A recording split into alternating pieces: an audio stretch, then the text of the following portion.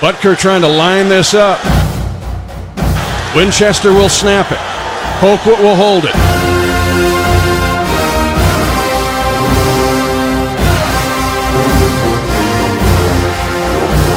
20-20 tie. High snap, pulled down. Butker's kick is out. It is right down the boulevard. It's good. And the Chiefs take a 23-20 lead with 4 seconds left in regulation. And Harrison Butker kicks some, you know what?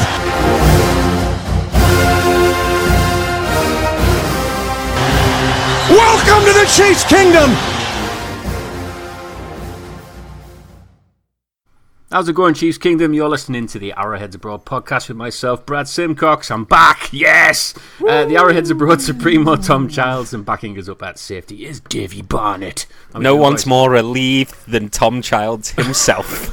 I've never, ever been so happy to hear that Geordie twang That's back, man. Comes from that comes from Brad It Simcox. immediately already sounds a million times more professional than with a Geordie accent. Then just Tom's like, welcome to the Arrowheads Abroad podcast. This is Tom Childs. This is Dave. Let's talk about football. Hello, Dorothy. Well, our listeners have been going down the last couple of shows. That would explain why. Get the lovable northerner back, is that what it is? That's it. We needed a boost. Let's bring him back for a show. Yeah. Did you Boost tell up a anybody couple that you'd hundred. fired me before? Well, we're still working on the trade. That's the with real Jackson reason why I Jackets. wasn't on, you know. It's because Tom fired me. You thought Ryan Tracy was coming on. Well, ironing out the deals of the trade, so yeah, we can't reveal everything yet. So I'm like at the Hippodrome Casino last Sunday, I was actually talking to Jaguars UK and seeing how much I could trade you for. And it turns out you're quite valuable, you know. Really? All your subscribers on YouTube, like people want that kind of stuff. Like really? I would class you as a mini influencer. So yeah, people are interested. So we're going to trade you for a couple of Haribo. Emphasis on the mini. Yeah. my God, that's an improvement. So I'm a bit like DeAnthony Thomas. You bring me back whenever I'm needed, kind of thing. Is that what Pretty it much, is? yeah. And then stick you. Nah, in I the wouldn't worst- even say worst you're number that ever. valuable. I'm not even that fast. More like CJ Spiller last year. Where it was just kind of... Anyways, how's your break been, Brad? Have you been listening to the shows whilst you've been away? Have you? I have found the actually. time? Yeah, I thought I'd have a listen in, and you guys, you know, you sound a bit more professional than I actually thought you were going to be. You know. Have you thanks. actually been listening though? I have actually been listening in, yeah. Because I've got a game to kick off. Oh, right, okay. I'm going to quiz you on whether you've actually been listening to the shows or not. Oh. I'm not a very good liar, am I? Hey, to be fair, I'm on the shows and I couldn't tell you what's been talked about on them, so don't you worry, Brad. So I've got 3 questions, Brad. Just a quick one. Go on then. Right. Who said to the other that they're entitled and has mummy and daddy issues? Oh, hang on. Entitled and you said it to Dave. Yes. Yeah, I was going to say that's and got Dave me. was really offended by it. Hugely. I thought you were just going to throw his mic across the room. Yeah. If it wasn't on a stand, I would have done. How did Owen make podcast history in the last show? Ooh, Did he? did Or he? the second to last show. He made podcast history. How did he make it? I think I switched off when Owen came on. Oh, Here we go. I remember Owen. now. Here we go. I remember now. He was the first person ever that's left the chat and been kicked out by his server, but managed to get back in. Never. And he'd done it twice. How's he He'd done done it that? twice in one show. Yeah, I don't know. We don't know Witchcraft. how. We still don't know how. Witchcraft, Brad. That's determination, that mind, isn't it? The amount of times that one of us has been kicked out, we just lost them for the rest of the Yeah, show. it's Owen just like- managed to magic his way back into it. That's it, guys. Thanks for having me. See you later. It's like one life on a computer game, isn't it? You know, that's all you get. I'm going to go and watch Bake Off. See you later. And finally, which 2 teams did we kind of like scuff at each other for putting in the AFC wildcard spots this year? Ugh. God. The thing is... one of them was Texans. No. No. No. Tom's No. isn't looking that bad at the minute, to be fair. It's the Although they Bill- have played nobody. Oh, no, no. Hang on. Wasn't it the Titans? Yeah, that was Dave's. I knew it was Yeah. began with a T. Titans and... You Anytime today. You didn't say Bills, did you? He did. Of course he did. Yeah. That's not bad. I actually beat myself there. You did. To be fair, then the Titans went on and thrashed the Browns in the first game of the season, so I was feeling pretty smug after that game, to be perfectly honest. It's still early. And just to clarify, my Saints prediction wasn't I wasn't foreseeing Drew Brees having injury. Yeah, I was going to say, if you've got you've got some voodoo doll, you've just been sticking pins into your little Drew Brees hand, like The voodoo Tom doll. Mafia. Yeah. You should see what I do to the Dave doll. We're leaving it at that. We'll leave it at that. I'm scared. Right. Now you've had your bit of fun with me. Yep. Yeah. Welcome back. Welcome back. Yeah. We're going to get to some serious business because everything is kicking off at the moment Super on Twitter. serious. Super serious. Twitter Not and just Twitter. Facebook and social media and everything And everywhere. news outlets everywhere. You do everywhere. realise there's life outside of social media. Like news No, doesn't no, happen no. on your phone. Brad is No, it not does. familiar with that. No. BBC's all wrong. It's For all on different Twitter. reasons, but we'll go into that. Yeah. If it's not on YouTube and Twitter, it doesn't exist. I'm sorry. Exactly. Says so on the internet, that's why. Yes, kicking off the show straight away, we're going to be talking about Jalen Ramsey. Because, I mean, the Chiefs news can wait, and the preview to the Ravens. This is big Technically, it news. is Chiefs news, right? Technically. In a way, I suppose. If it happens. Well, this is it. Everyone's expecting it to happen, aren't they? I mean, Nick Wright's expecting it to happen. Shannon Sharp is expecting it to happen. Yeah. Is it going to happen? I honestly don't know anymore. I'm so confused because I think when it initially, obviously, Ramsey requested the trade, there was kind of immediately a few Chiefs reporters came out and said the Chiefs do not have any interest in Jalen Ramsey. They're happy with where the team's at and the unity in the team and blah, blah, blah, blah, blah. And then, what was it, yesterday? Later the day before, like, obviously a few people like, Shannon Sharp and others started to sort of talk as if it was almost a done deal, and then Therese Paylor came out and said, Cool your basically jets. back. Well, it's not that he said cool. It's not that he said cool your jets. It's that he almost backtracked on what he said earlier of the Chiefs not interested, and when the Chiefs are looking into it, and these deals are complex, which is such a non-answer, but also makes me think that the Chiefs are seriously looking at it, because I don't think Therese would have any issue coming immediately out and being like, yeah, the Chiefs are not the Chiefs are not trading for Jalen Ramsey. So it's just weird that kind of a few of the Chiefs beat writers have sort of backtracked a little bit, and instead of gone from sort of no, it's definitely not happening to, well, it might, but it's not a definite. But it's weird that they backtrack like that in literally the space of 2 days.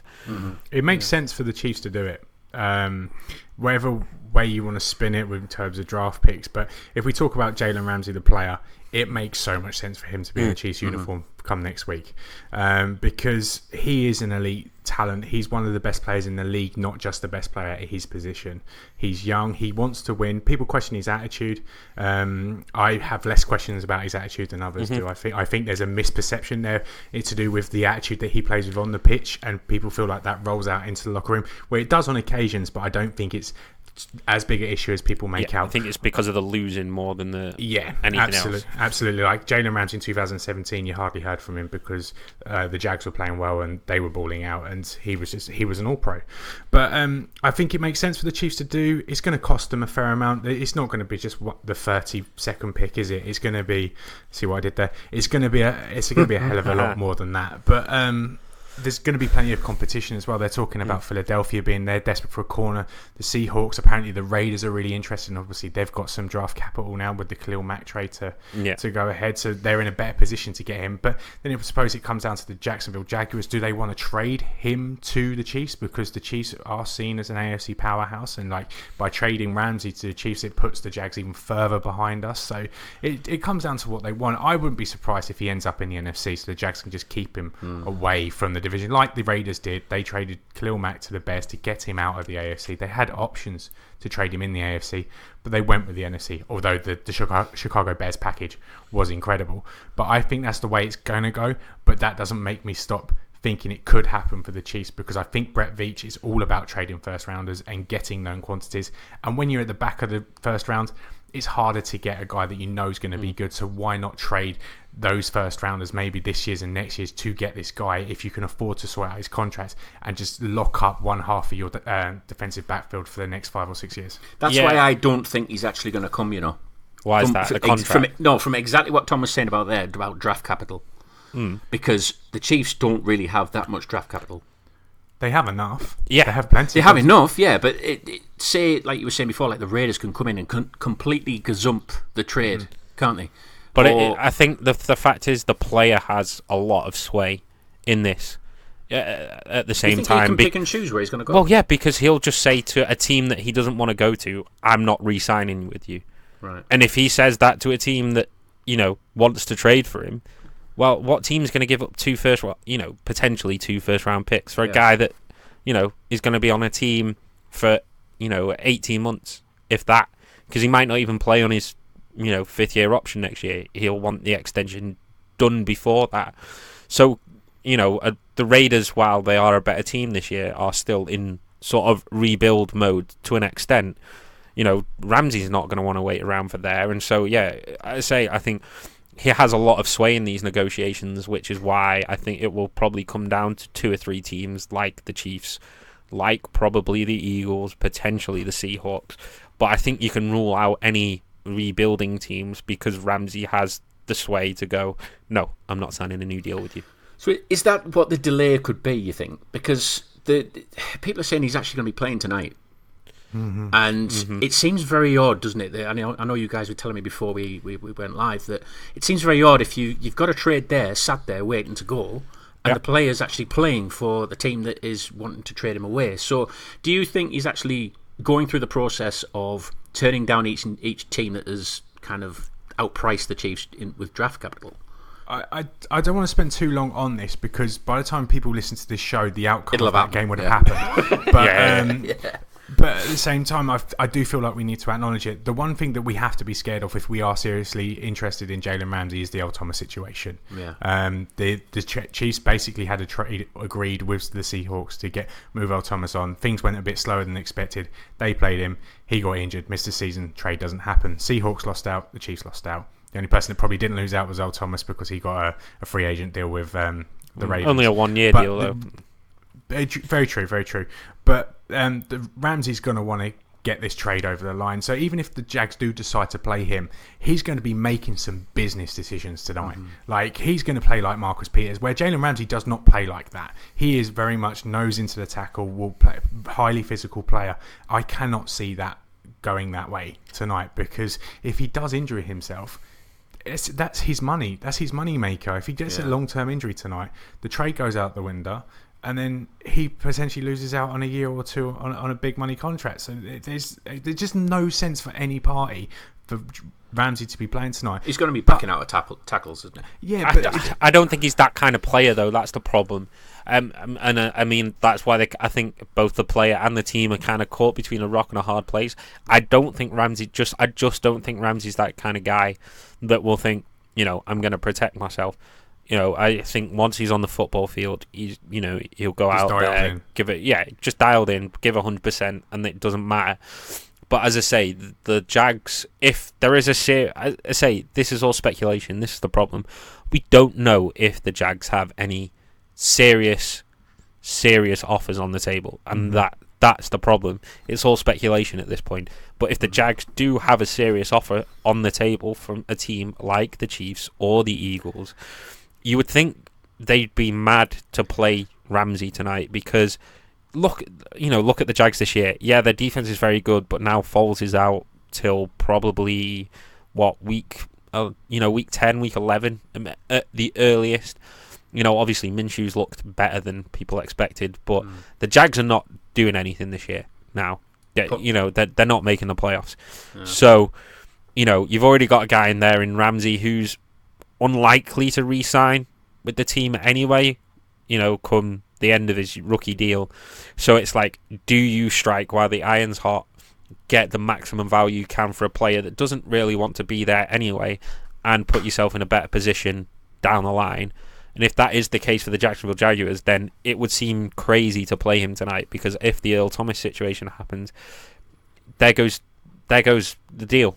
And, you potentially end up just losing the guy for a third-round pick when his deal ends, in a year and a half. Yeah. And I don't think the Jags will want to find themselves in that situation. I think if there is a deal in place, the sticking point will be the new contract. No team is trading for Jalen Ramsey without a new deal. It'll be like the Frank Clark situation, with the Chiefs.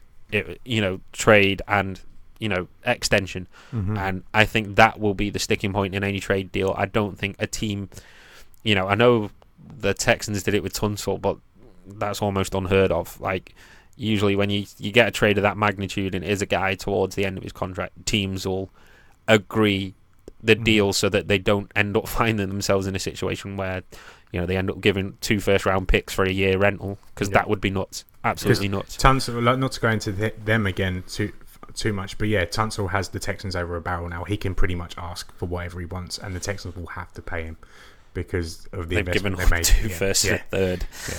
Like, Bill O'Brien, I know they got Kenny. I know they got Kenny Stills as well, but still 2 first and a third basically. That's some good leverage, that man, isn't it? And it's just like, you can't afford to lose him at that point. And I don't think any team wants to find themselves in that situation for Ramsey, because Ramsey's Tunsil's a very good left tackle, but Ramsey is the premier cornerback in the NFL in what is now a passing league. Mm-hmm. There aren't guys much more valuable than him right now. I will say that seeing the Ramsey interview, the press conference that they had, watching it, I thought, this guy really wants to get onto a contender, like, massively. And he does. After the Chiefs, the Chiefs have basically brought the Jags again, haven't they?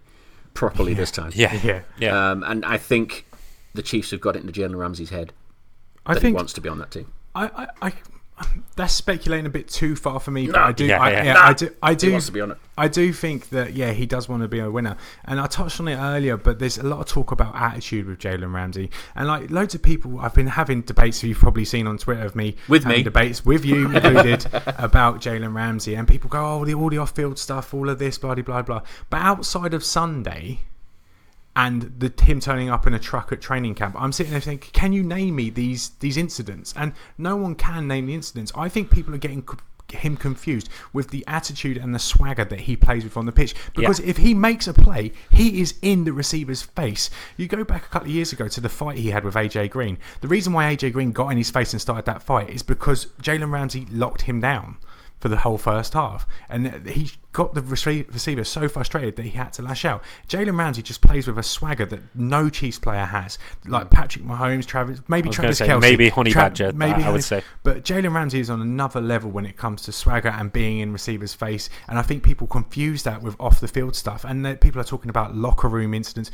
and he wouldn't be a good fit in the Chiefs locker room. Well, Tyreek Hill and Tyrann Mathieu have both come out in the last 24 hours to Twitter and basically asked him to come and be a part of this team. And this is Tyreek Hill, who got injured by Jalen Ramsey 2 weeks ago, who got called a return specialist by him last year. Like, it's just, if he was such a bad locker room guy, Tyreek Hill wouldn't be calling him out to come and join the Chiefs. And people might say, oh, it's better to play with him as opposed to against him. But I just don't get the attitude logic when it comes to him. Do you know what I think it is? I think people aren't really comfortable with the fact that he's wanting to trade. They don't warm to players that are wanting to move away from a team, do they? And feeling bigger than what's not to warm about a guy that wants to win and doesn't want to be stuck on a losing. Well, yeah, but I'd take that guy. Like, yeah, sure, he wants to be paid, but I don't envy any, NFL player making the most of their value at the peak of their career. This guy's 24 years old. Tied into his rookie contract at the minute. He deserves to get paid based on how he's played so far. Mm-hmm. I've got no problem with him demanding to be the highest paid cornerback in football because he's earned it. It's as simple as that. And for me, it's similar to what Tom said. He talks shit about guys pre-game. He likes to talk shit about the girlfriends. But it's just a bit of smack talk. There's no, I've never seen him chatting shit about guys after games or it continuing on after that. It's just a little bit of smack talk. It's a guy that loves to play a game, loves to win, and I think that's the biggest thing there. The guy's a winner. You know, won in college. You know, this is obviously his rookie year. There was sort of some getting the Jags up to speed, but you know, that second year when they made the AFC Championship game, and then it all sort of fell apart last year. But you can tell that guy just wants to win, and I think he's just the perfect fit. He's the best cornerback in the NFL at the Chiefs' biggest need. It's just a no-brainer. Guys this good in the prime of the career at 24 just do not become available very often, if ever. I'm going to play host quickly. We best move on because we could spend just 20 about to minutes. move on, actually, yeah. We could spend 20 minutes talking about this, and then by the time we release the show, he's been traded to the Shut up, to the Tom. Raiders. Shut up. But that's But what we just need a quick one. No explanation. What would you be willing for the Chiefs to give up for Jalen Ramsey? Just go round. Let's round the horn quickly. Go on, Dave. first rounder this year. I'll say second rounder next year and With the third fourth. rounder. First, second, and third round picks. Yeah, I wouldn't want to give up two first. What, third rounder this year? Yeah, first and third this year, second next year. Right. Do it. Pull the trigger immediately. Brad? Oh no! All right, I'll go next then. I'll go next, host. I would probably agree. I go first. I'd probably go third with Dave, and possibly a fourth, if that'll be enough. Okay. But would we have a player trade in there? We're not going into it anymore. Oh, we said no. I'm going straight for the 2 first rounders this year's and next. Really? Give it to him. That's too much. Give it to him. Yeah, I mean, if it had to come to that, I'd do it. Yeah, I'd do it. But yeah, I'd ask. I'd Nah, try that's and get too that. much. I'd try and get that first. My first offer first. See if they go for it. Yeah. But I'd be okay with two firsters. Wow, really? What, the next 2 drafts? No first round. Yeah, I'd be okay with it. Yeah. Oh, no, I can't deal with that. I really want to continue this conversation, but no, we're going to move on. No, we're going to move on. We'd make one back with Chris Jones, probably. Yeah, we've got to move on. Before we move on, I'm just double checking Adam Schefter. Yeah, we're fine. We can move on. Yeah. Before we do Before the next 20 minutes. check in again before we sign off. Yeah. F5. Right, okay, then, quickly, Chiefs news. We've got some injuries going into the Ravens game, so we'll just breeze through those at the minute. We've got left tackle Eric Fisher. He's having core muscle surgery, which could be, well, he's out for a few weeks now, so that's him out. Cam Irvin is going to be doing left tackle, which he's not your kind of guy, though, is he, Tom? When we get onto that in the preview. Yeah, let's get on to that in a minute. Damian Williams is questionable with a knee injury. He did not participate in team activities this week. LaShawn McCoy is also questionable with an ankle injury too. So, Barry Allen time. Barry Allen time. I'm going to order my jersey, Barry Allen. So it's looking like we're getting quite thin on running backs at the moment. And also, some big news that's happened this week. Patrick Mahomes was named the AFC Offensive Player of the Week. I thought you was going to say he had his birthday this week. Yeah, it was his birthday. He actually shares the same birthday as my daughter as well. So, yeah. Great. I actually went out for drinks with a friend the other day, and I was like, sending in the group chat, is anyone coming out for birthday drinks?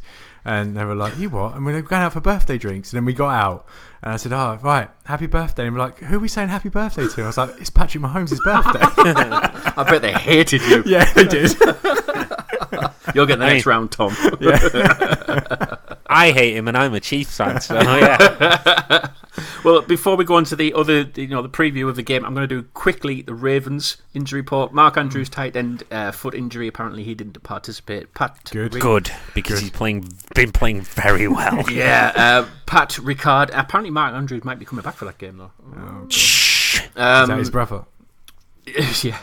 Pat Ricard is back, did not participate. Jimmy Smith, who's the corner, he's out with his knee. Earl Thomas was just having a sit out, basically. Earl Thomas, he will be playing. Oh, that's a shame. So that was just a veteran rest day. And Brendan Trewick, Never heard of him. elbow safety apparently. So that's the Ravens. So anyway, the Ravens. Yes. Lots been said about the Ravens offense.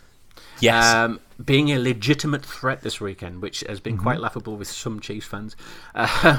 It shouldn't be. Well, this is the thing, you see, because the current number one quarterback at the moment is Lamar Jackson, and everyone's tipping him at the moment to be one of the front runners or to be MVP. Wouldn't go that far. This is where it's gone too far, you see. Is that warranted, in your opinion, considering they've actually played 2 games? If you're basing it purely off performance so far, then yes, he deserves to be in the discussion, but you also have to take into account the 2 teams that they've played so far, the Dolphins and the Cardinals, who defensively are both bad. And one of them is a high school football team. Yeah, basically one's one of the worst teams in NFL history, and the Cardinals are, the 29th ranked defense in the NFL? But they're in rebuild mode, aren't they?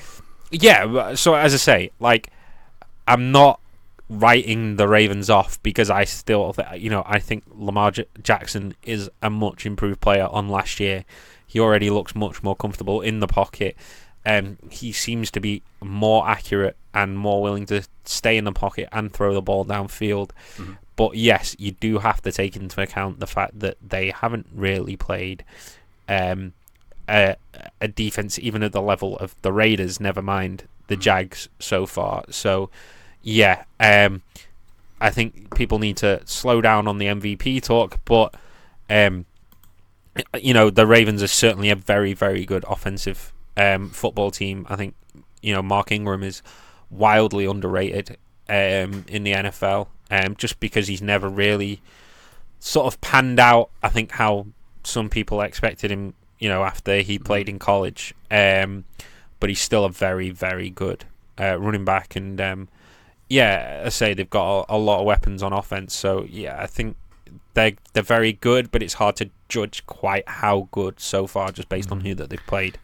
Yeah, I think the talk of them being the best offense in the league. I read Adam Rank's article from this morning. He's a bit OTT, that guy. Him saying that the Ravens' offense is better than the Chiefs. That is over the top, given who they've played and the fact that we've only really got a 2-game sample, and especially when you go back to the end of last season, where it definitely wasn't the Ravens' offense which was winning them games. It was definitely the defense. So we've got 2-game sample really, but I like what I've seen. I do like it. I just sat down and watched the brief highlights of the Cardinals-Ravens game just before we got on air, and there's a lot to like. Lamar it's Jackson, different, isn't it? Yeah, it's different. Yeah. In the first game, he was very much a pocket passer because he didn't need to run because the Dolphins were so inept at stopping the pass that he could just sit there and fire bombs. But yesterday, he showed us a little bit more of what we expected from him this year.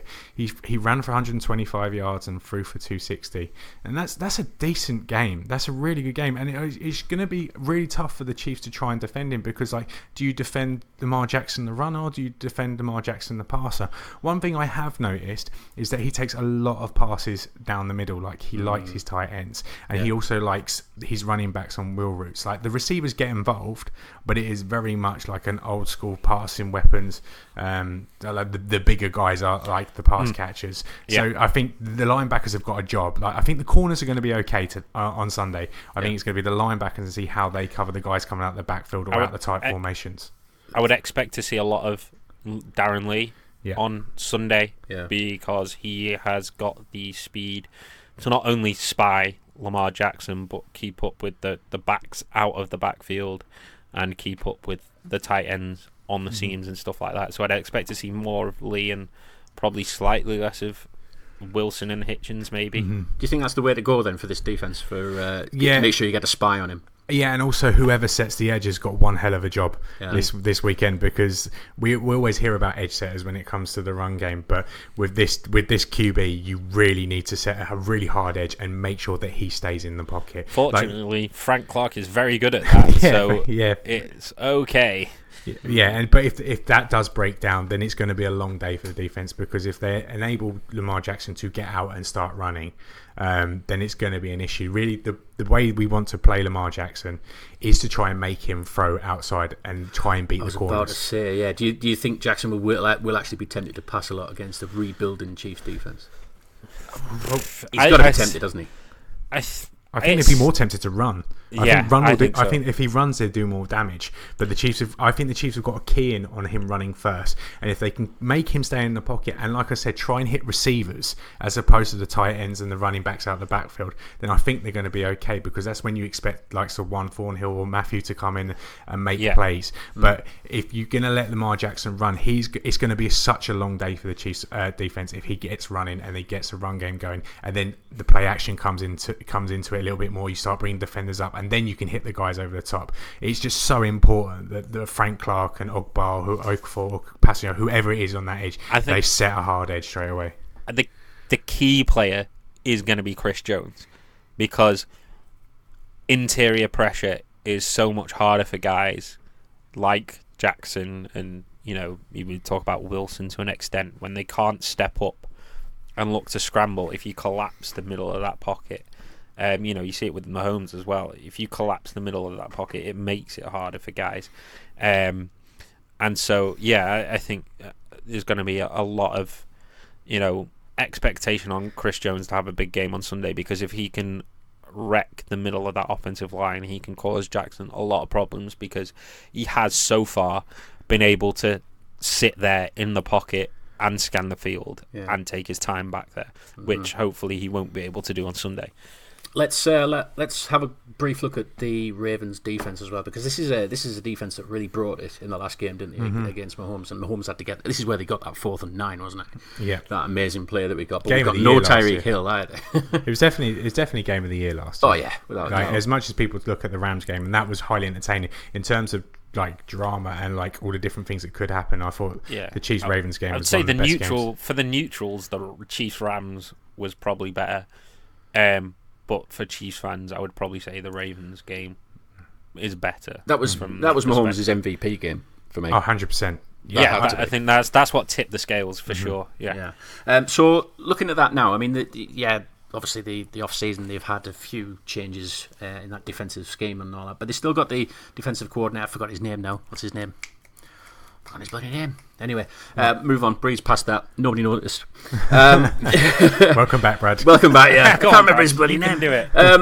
Earl Thomas is actually saying that he's planning on eliminating all the big plays. All the big plays. So I just didn't watch Kyler Murray hit Christian Kirk and Larry Fitzgerald for 30 and 40 yard gains. He wasn't planning on getting all the plays then, though, was he? Oh, okay. So he's planning it this time. Okay. Good look. Like the Raiders safeties did a horrendous job on Sunday and made it very easy for Patrick Mahomes. All the film studies you can see that. And Earl Thomas is going to certainly be more disciplined. I feel like the Ravens will come with a better game plan. But you can't account for Patrick Mahomes for 60 minutes and say you're going to eliminate all the big plays. He might have a moment or two. He might have the odd pass breakup. He might have an interception. But the Chiefs are going to get their fill, 100%. If they don't get it over the top, they get it from yards after catch. The big plays are going to happen. And obviously, I understand what he's saying. He wants to limit them, but he's not going to be able to eliminate all of them. No, the Ravens defense in general aren't going to be able to do it. They did so well against us last year. Like last year, they were probably our toughest out in terms of offense versus defense. But Mahomes still managed to create big plays. So I feel like the Chiefs' offense will always be successful, whoever they play against. It's just how many turnovers or 3 and outs can the other team get? Like it's not necessarily a case about stopping the Chiefs all game. It's just can you get those 2 or 3 stops at crucial moments? It was the Ravens' defense that really scared me last year. I kept saying it, didn't I, over again on the podcast, that it really scared me. Is it as scary as what it was? No, they've lost some guys. They've lost CJ Mosley and they've lost Terrell Suggs. And if you said to me who their 2 like big stars on that defense this time last year, those would have been the first 2 guys off your lips. So like they have lost them. I don't know who they've replaced them with, and they will always be a good defensive team because it's Jim Harbaugh's Ravens. They are always good defensively. But like I said, it's going to be about them limiting Mahomes. If they come with a similar game plan to last year, now that Mahomes has seen it, I feel like the Chiefs will obviously have more success than they did last year. I personally think offense is going to rule this game, and it's going to be a shootout. Yeah, a proper shootout. I love a proper shootout. I love it. Yeah, I can't wait for this. I'm actually looking forward to it as well, because I'm interested to see how Lamar Jackson is going to play in this game. Is he going to be running? Is he going to be balling out? Or proper shootout, I think. And plus, I think the Chiefs D is going to finally learn a little bit more about themselves this time, because they are playing against a very unusual quarterback, let's say. So yeah, I'm looking forward to it. It's on Sky as well, isn't it? Which is a bit of a bummer because it's not on. Yeah, and people are saying, well, why are you upset about that? It's on your UK TV. It is, but it's not on my Game Pass. It's blacked out on my Game Pass, so I'm a bit miffed about that. I feel a bit robbed. Are we the only country that gets that? Game Pass? It's no, the blackout route. Oh, the blackout. I don't know. No, they get it in States, in America. Yeah, I get that, games and stuff. But yeah, but like, the version in the States is different to the international version. So, but are we the only international country that gets the blackout rule? I don't believe so. I believe it happens elsewhere, but I don't know the full details of it. To be perfectly honest, it's not like I'm planning to move away anywhere or anything like that. You sound like you are. Yeah. What's the coverage like in Azerbaijan? Little hut somewhere in Azerbaijan. Yeah, I like it. All right then. It's the first home game of the season as well, so I need your predictions, lads. What's going to be happening in this game? Predictions. Dave, do you want to go first? Yeah, I'll go first. I don't think the Ravens' defense is quite as good as last year, but their offense is better. So I'm predicting a slightly higher scoring game than last year. Okay. So I'm going to go Chiefs 34, Ravens 28. Okay. I'm going that the Chiefs make the trade for Jalen Ramsey tomorrow. The whole of Chiefs Kingdom is buzzing. They can feel it's a Super Bowl year. Arrowhead home opener. They've painted the end zones yellow, which looks incredible. That does look lovely. That's cool, doesn't it? It does. Home opener and a game that should be prime time. It's going to get a prime time scoreline, and the Chiefs are going to come out and win 41-38. Jeez. Yeah. Couldn't deal with that. Yeah, No? do you remember the Chargers game from 2013, which I think was a similar sort of scoreline? Like, instead of Phillip Rivers getting the moment, it's going to be Patrick Mahomes getting the moment, and the Chiefs are going to win. Because it was only 3 points last year, and I don't think it goes to overtime, but I think the Chiefs win 41-38. Yeah. I'm going for a blowout. I've actually gone 41-10. Classic Brad. Classic 41-10. Brad.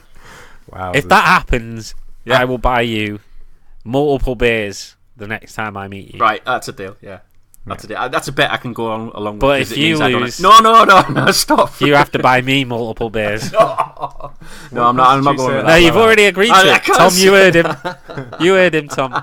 He agreed to 41-10. I think this. Where's the middle ground here? What are we going to? Are we going to stay in the middle? I was going to say anything less than. I'm not getting railroaded into this. What? You're predicting a 31-point victory. I'm predicting a 6-point victory. Chiefs by 31. Yeah. So 15. So anything less than a 23-point victory, and I win. Win what? We'll play 3 for 1. We'll play 3 for 1. So if Brad wins the bet, he gets 3 beers from Dave. If Dave wins the bet, he gets 1 from you. We'll play. Right. Okay. And I'll give you 20 points if the score difference is any less than 20 points. No, I win. This is a false dawn. This Ravens offense. It is massively. Okay. I hope so. I'm going. Yeah, I mean, if that happens, I'll be delighted. Don't get me wrong, but I think you're an idiot at the same time, so it's fine. 41-10. Nail it. It's done. Job done. Yeah, I'd enjoy that. Yeah, I think we'd all enjoy that, mate. You can buy those beers in Newcastle, can't you, Dave? Because you're going to come to Newcastle, aren't you? Drag him up here. It's going to happen. It's going to happen. Yeah. All right, then I think we'll wrap it up, lads. Those are our thoughts on the Arrowheads Abroad podcast. Let us know your thoughts by heading over to the Arrowheads Abroad Facebook page and Twitter page, which is at KCChiefs_UK. So, from one kingdom to another, we'll speak to you again soon. Please come to Chiefs. Jalen Ramsey, please. # where's Jalen?